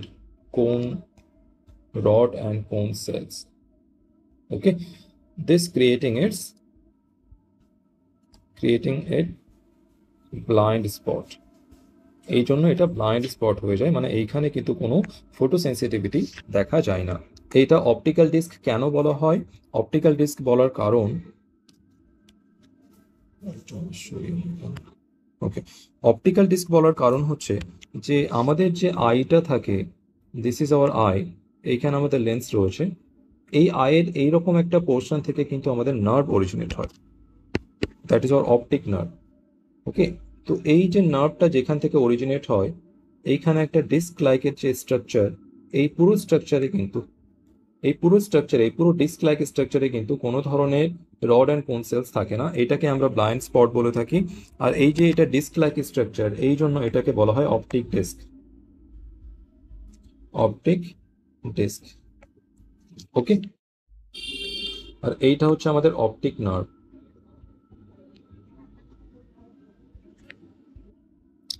এরপর বলা হচ্ছে অর্গান অফ কর্টি কোথায় অবস্থিত। এটা আমাদের ককলিয়ার মধ্যে থাকে, অর্গান অফ কর্টি, ককলিয়া। এর কাজটা কি? Converts sounds into nerve impulse. এটা সাউন্ডকে নার্ভ ইম্পালসে পরিণত করে। ওকে, এরপর বলা হচ্ছে মায়োপিয়া সংশোধন করা যেতে পারে কোন লেন্সের সাহায্যে। এটা আমাদের অবতল লেন্স হয়, আবার কনকেভ লেন্স। এই যে মায়োপিয়া, মায়োপিয়াটার মানে কি? মায়োপিয়া হচ্ছে আমাদের শর্ট সাইটেডনেস, শর্ট সাইটেডনেস মানে কাছে দেখতে পাবে কিন্তু দূরে দেখতে পাবে না। এটার এখানে কি হয় অ্যাকচুয়ালি, এইটা আমাদের চোখ, এইখানে আমাদের vitreous chamber, aqueous chamber, this is our lens, these are suspensory ligament, okay, and this is iris, these two portions is iris, okay। এইবার এইখানে আমাদের যখন দূর থেকে কোনো লাইট আসে তখন সেটা আমরা জানি যে অ্যাজ এ প্যারালাল লাইট রে সেটা এসে থাকে। এবার যখন কোনো প্যারালাল লাইট রে আসে আর সেটা যদি কোনো আমাদের লেন্সের একদম পোল দিয়ে চলে যায়, তাহলে সেটা কিন্তু কোনো ধরনের রিফ্র্যাকশন করে না, সোজাই চলে যায়, তার মধ্যে কোনো বেন্ডিং আসে না। ওকে, তো একটা লাইট রে আমাদের সোজাই চলে যাবে। আরেকটা লাইট রে কি হয়, এটা যেহেতু আমাদের চোখের মধ্যে কি থাকে, এটা উত্তল লেন্স থাকে, দ্বি উত্তল লেন্স, বাইকনভেক্স লেন্স। তো এইখানে কি হয়, এরা কনভার্জিং লেন্স, লাইটটাকে কনভার্জ করে ফেলবে। কিন্তু মায়োপিক আইয়ের ক্ষেত্রে কি হয়, এই যে ফোকাসটা তৈরি হয় এটা কিন্তু আমাদের এই লাইটের যে ফোকাসটা, এটা কিন্তু আমাদের ফোভিয়া সেন্ট্রালিসের আগেই এটা তৈরি হয়। ওকে, এইখানে আমাদের ফোকাসটা তৈরি হলো, আর এইখানে হচ্ছে আমাদের ফোভিয়া সেন্ট্রালিস। আমাদের ফোভিয়া সেন্ট্রালিসে যদি আমাদের ফোকাসটা না হয় তাহলে কিন্তু আমরা কোনো বস্তুকে স্পষ্টভাবে দেখতে পাবো না। এখানে ফোভিয়া সেন্ট্রালিসের আগেই কিন্তু আমাদের ফোকাসটা তৈরি হচ্ছে, ফলে আমরা যে ফার অবজেক্ট, আমি এখানে ইনফিনিটি ধরে নিলাম, যে দূরবর্তী যেটা অবজেক্ট সেটাকে কিন্তু ক্লিয়ারলি দেখতে পাবে না। তো এই যে আমাদের ভিশন ইম্পেয়ারমেন্ট, এটাকে আমরা কিভাবে কারেকশন করতে পারবো সেটা আমরা একবার দেখে নেব। এইবার এই মায়োপিক আয়ের ক্ষেত্রে যদি আমি চোখের সামনে যদি আমি একটা দ্বি অবতল বা বাইকনকেভ লেন্স যদি আমি লাগিয়ে দিই, তাহলে এইখানে যখন লাইট রে দূর থেকে কোনো আলোক রশ্মি আসবে প্যারালাল লাইট রে, তখন এটা কি হবে, যে লাইট রেটা পোল দিয়ে যাবে সেটা একদম সরাসরি চোখের ভেতরে চলে যাবে। ওকে, আর তার সাইডে যেগুলো লাইট রে থাকবে, এইটা যেহেতু একটা অবতল লেন্স, তো এটা আমাদের ডাইভার্জিং লেন্স। তো এই লেন্সটা কি করবে, this is a diverging lens, just minute, এটা আমরা একটু আরো কাছাকাছি নিয়ে আসি। তো এইটা আমাদের একটা ডাইভার্জিং লেন্স। তো এই লেন্সটা লাইটটাকে ডাইভার্জ করে ফেলবে। ওকে, প্যারালাল লাইটটাকে ডাইভার্জ করে ফেলবে, দুই দিকে সরিয়ে দেবে। এটা আরেকটু ডাইভার্জ করে নিই, এটা ডাইভার্জ করে ফেলবে। ফলে এই যে লাইটটা, এটা সরাসরি তখন কিন্তু আমাদের চোখের যে ফোভিয়া সেন্ট্রালিস সেখানে কিন্তু আমাদের ফোকাসটা তৈরি হবে। আর এইভাবে কিন্তু আমরা ভিশন কারেকশনটা করতে পারবো। আর এইখানে যদি ফোকাসটা তৈরি হয় তাহলে কিন্তু দূরবর্তী যে বস্তুটা সেটা আমরা ক্লিয়ারলি দেখতে পাবো। মানে এইভাবে আমরা মায়োপিয়ার কারেকশনটা আমরা করতে পারবো। ওকে, এবার আমরা যদি বাকি কথাগুলো বলি, তাহলে কনভেক্স লেন্স কার ক্ষেত্রে ইউজ করা হয়? Convex lens is used for the correction of hypermetropia, hypermetropia. Okay, bifocal lens কার ক্ষেত্রে ইউজ করা হয়? এটা প্রেস বায়োপিয়ার ক্ষেত্রে ইউজ করা হয়। হাইপারমেট্রোপিয়া মানে দিস ইজ ফার সাইটেডনেস, মানে দূরে দেখতে পারবে, কাছে দেখতে পারবে না। আর প্রেস বায়োপিয়া এটা হচ্ছে একটা এজ রিলেটেড ভিশন প্রবলেম। যখন বয়স বেশি হয়ে যায় তখন সেই ক্ষেত্রে কিন্তু চোখ তার চোখের যে লেন্সটা কিন্তু নিজেকে অ্যাডাপ্ট করতে পারে না, মানে দূরে কাছে ঠিকভাবে ফোকাস করতে পারে না। এর ফলে কিন্তু এখানে নেয়ার যে ভিশনটা, নেয়ার ভিশনের জন্য একটা প্রবলেম চলে আসে, সেটাকে আমরা প্রেসবায়োপিয়া বলে থাকি। এর জন্য আমরা বাইফোকাল লেন্স ইউজ করে থাকি। ওকে, এরপর বলা হচ্ছে অন্তঃক্ষরা গ্রন্থি তন্ত্রের প্রভু গ্রন্থি হলো the master gland of the endocrine system. Master gland হচ্ছে আমাদের পিটুইটারি। সবাই জানো তোমরা রিজনটা কি? এর রিজন হচ্ছে আমাদের এই পিটুইটারি কিন্তু কন্ট্রোল আদার এন্ডোক্রাইন গ্ল্যান্ড। বাকি যে সমস্ত এন্ডোক্রাইন গ্ল্যান্ড রয়েছে তাদেরকে কিন্তু কন্ট্রোল করে আদার এন্ডোক্রাইন গ্ল্যান্ড। ওকে, তাই জন্য এটাকে কিন্তু প্রভু গ্রন্থি বলা হয়। আর মাস্টার অফ মাস্টার গ্ল্যান্ড কাকে বলা হয়? যদি প্রশ্ন আসে master of master gland, then this is known as our hypothalamus. Hypothalamus is our, this is our master of master, means hypothalamus controls the master gland, means this controls, this thing controls pituitary. pituitary হচ্ছে আমাদের master gland, আর পিটুইটারিকে যে control করবে সে হবে master গ্ল্যান্ডের master gland, মানে master of master gland হয়ে যাবে আমাদের hypothalamus. ওকে, তো আমরা দুটোই মনে রাখবো। এরপর বলা হচ্ছে আমাদের ইনসুলিন খরিত হয় কোন কোষ থেকে? ইনসুলিন আমাদের খরিত হয় বিটা কোষ থেকে। ওকে, আমাদের যে প্যানক্রিয়াস রয়েছে,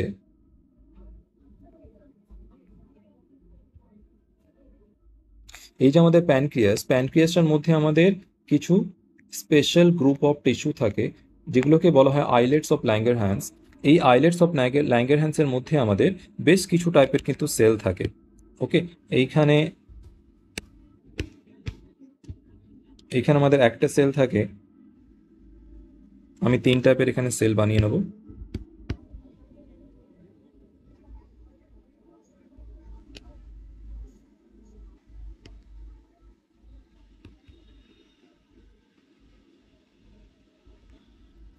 এখানে টোটাল 5 টাইপের সেল থাকে, আমরা 3 টাইপের সেল নিয়ে কথা বলবো, বাকিগুলো আমাদের কোনো প্রয়োজন নেই। এই যে এইটা আমি ধরে নিলাম, এইটা হচ্ছে আমাদের আলফা সেল, এইটা হচ্ছে আমাদের বিটা সেল, আর এইটা হচ্ছে আমাদের ডেল্টা সেল। ওকে, তো অ্যালফা সেল থেকে যেটা রিলিজ হয়, প্রত্যেকটা সেল এক একটা হরমোন রিলিজ করে। অ্যালফা সেল থেকে যে হরমোনটা রিলিজ হবে, this is alpha, this is beta, this is delta. তো অ্যালফা সেল থেকে হরমোন রিলিজ হয় আমাদের গ্লুকাগন। ওকে, বিটা সেল থেকে আমাদের রিলিজ হয় ইনসুলিন। ওকে, আর ডেল্টা সেল থেকে আমাদের রিলিজ হয় সোম্যাটোস্ট্যাটিন। ওকে, what are these things? These are islets of Langerhans. Islets of Langerhans. Okay, insulin কি করে? ইনসুলিন আমাদের ব্লাড গ্লুকোজ লেভেলকে, ব্লাড গ্লুকোজকে কমিয়ে দেয়। গ্লুকাগন কি করে? ব্লাড গ্লুকোজকে বাড়িয়ে দেয়। তো এই দুটো ব্লাড গ্লুকোজকে অ্যাডজাস্ট করার মাধ্যমে কিন্তু ইনসুলিন অ্যান্ড গ্লুকাগন দুজনেই কিন্তু আমাদের শরীরের মধ্যে ব্লাড গ্লুকোজ লেভেলটাকে মেনটেন রাখে। তো এই দুজন মিলেই maintain blood glucose level in our body, maintain normal blood glucose level in body. ওকে, তো এই স্ট্রাকচারটা আমাদের কি? This is hour pancreas.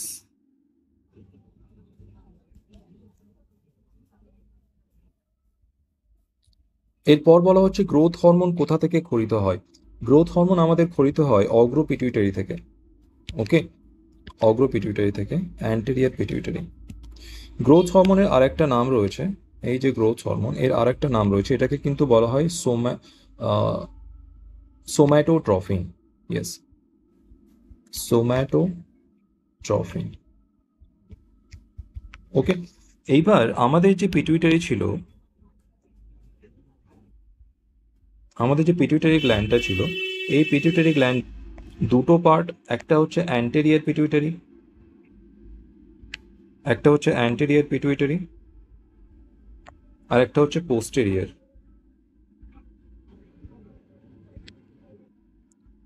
ওকে, এই পোস্টেরিয়র পিটুইটারি থেকে কিন্তু আমাদের দুটো হরমোন রিলিজ হয়। একটা হচ্ছে আমাদের অক্সিটোসিন আর একটা হচ্ছে আমাদের ভেসোপ্রেসিন। আর এই ভেসোপ্রেসিনকে আর একটা কি নাম বলা হয় আজকেই আমরা শিখলাম, কি নাম ছিল? ADH, anti diuretic hormone. Okay, oxytocin আমাদের কি করে? আমাদের স্মুথ মাসলসে কন্ট্রাকশন করায়। এডিএইচ কি করে? আমাদের ইউরিনে আমাদের রিঅ্যাবজর্পশন করায়, reabsorption of water from DCT and collecting duct. Okay, এই দুটো কাজ করে থাকে। এবার অ্যান্টেরিয়র পিটুইটারি থেকে rest all the pituitary hormone এ কি করে? Release all pituitary hormone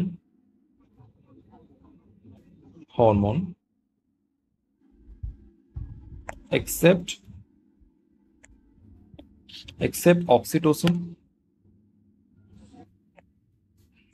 and ADH। মানে কি, আমাদের ADH অ্যান্ড অক্সিটোসিন ছাড়া যে সমস্ত আমাদের পিটুইটারি হরমোন রয়েছে, সমস্ত পিটুইটারি হরমোন কিন্তু আমাদের অ্যান্টেরিয়র পিটুইটারি থেকেই রিলিজ হবে। ওকে, অ্যান্টেরিয়র পিটুইটারি থেকে রিলিজ হবে। All the pituitary hormones except oxytocin and ADH will be released from anterior pituitary. Okay, তো আমাদের গ্রোথ হরমোন একটা পিটুইটারি হরমোন, তো এটা কোথা থেকে রিলিজ হবে? অ্যান্টেরিয়র পিটুইটারি থেকে। ওকে, এর পরের প্রশ্নে আমাদের বলা হচ্ছে অ্যাড্রিনালিন নিঃসৃত হয়। Adrenaline is secreted during. Adrenaline কোথা থেকে? অ্যাড্রিনালিনকে কিন্তু বলা হয় আমাদের এমার্জেন্সি হরমোন। এমার্জেন্সি হরমোন কারণটা কি? আমাদের এমার্জেন্সি কন্ডিশনে কিন্তু এটা রিলিজ হয়, এমার্জেন্সি হরমোন, যেটাকে আমরা বলি ফাইট অ্যান্ড ফ্লাইট সিচুয়েশন। এই সময় কিন্তু এই হরমোনটা রিলিজ হয়। কি করে? আমাদের পিপুলারি ডাইলেশন করে দেয়। ওকে, আমাদের বিএমআর রেট বাড়িয়ে দেয়, আমাদের ব্রিদিং রেট বাড়িয়ে দেয়, হার্ট রেট বাড়িয়ে দেয়, পাইলোরিক ইরেকশন করে দেয়। ওকে, পিপুলারি ডাইলেশন হয়ে যায়। এই ধরনের বিভিন্ন যে সিমটম, এগুলো হচ্ছে আমাদের কিন্তু ফাইট অ্যান্ড ফ্লাইট সিচুয়েশনের এই সমস্ত হয়। ওকে, এটা কে করে থাকে? এটা আমাদের অ্যাড্রিনালিন করে থাকে। ওকে, ইমার্জেন্সি হরমোন বলা হয় এটাকে। তো ইমার্জেন্সি বা জরুরি অবস্থায় কিন্তু এটা রিলিজ হবে। ওকে, আজকে আমাদের 45 কোশ্চেনের সেটটা কিন্তু কমপ্লিট হলো। লেকচার পিডিএফ তোমরা আমাদের টেলিগ্রাম চ্যানেল থেকে পেয়ে যাবে। এটা আমাদের টেলিগ্রাম চ্যানেলের লিঙ্ক। যারা এখনো জয়েন করোনি এখানে জয়েন করবে। আর আজকে যে কোশ্চেন সেট আর এরপরে যে সমস্ত তোমরা সিও শর্ট 45-এর সেট পাবে, প্রত্যেকটাকে তোমরা কিন্তু যত্ন সহকারে রাখবে, মাল্টিপল টাইম রিভিশন করবে। ওকে, কারণটা কি যে আমরা কিন্তু মানে যে কোনো প্রশ্ন কিন্তু এখানে সিলেক্ট করা হয়নি। ওকে, প্রিভিয়াস ইয়ার যে প্রশ্নপত্র ছিল সেখানে যথেষ্ট অ্যানালিসিস করার পরে যে সমস্ত রিকারেন্ট টপিক ছিল, যে সমস্ত টপিক থেকে বেশি প্রশ্ন জিজ্ঞেস করা হয়েছে, যেখান থেকে বেশিরভাগ প্রশ্ন এসছে, সেই সমস্ত টপিকগুলোকে সিলেক্ট করে সেই টপিক থেকে যে সমস্ত প্রশ্ন আসার সম্ভাবনা সব থেকে বেশি সেগুলোকে সিলেক্ট করা হয়েছে। ওকে, তো এগুলো কিন্তু highly selected heavy weightage questions. Okay, সেজন্য এখান থেকে তোমরা ডাইরেক্ট প্রশ্ন পেতে পারো, অথবা যে সমস্ত টপিক থেকে প্রশ্নগুলো নেওয়া হয়েছে সেই টপিক থেকে তোমরা প্রশ্ন পেতে পারো। ওকে, সেজন্য আমি প্রত্যেকটা প্রশ্ন আমি কিন্তু চেষ্টা করেছি যে মিনিমাম টাইমের মধ্যে যতটা বেশি এক্সপ্লেন করা যায়, যাতে করে আমি সেই টপিকটাকেও টাচ করতে পারি। ওকে, যাতে এই প্রশ্নের আশেপাশে যে কোনো প্রশ্ন আসলেও কিন্তু তোমরা যাতে অনায়াসে করতে পারো। তো এই যে সিরিজটা যদি তোমরা ফলো করো আর মাল্টিপল টাইম যদি এই প্রশ্নগুলো রিভিশন করো, এর রিলেটেড টপিকগুলো তোমরা যদি রিভিশন করো, তাহলে এটা বলাই যায় যে তোমরা বেশিরভাগ প্রশ্ন কিন্তু পরীক্ষায় ডাইরেক্টলি পেয়ে যাবে। ওকে, তো আজকে এই অবধি, দেখা হবে আবার পরবর্তী সেশনে। Thank you so much for attending today's session. পরবর্তী সেশন আবার দেখা হচ্ছে। Till then stay on, take care, good bye.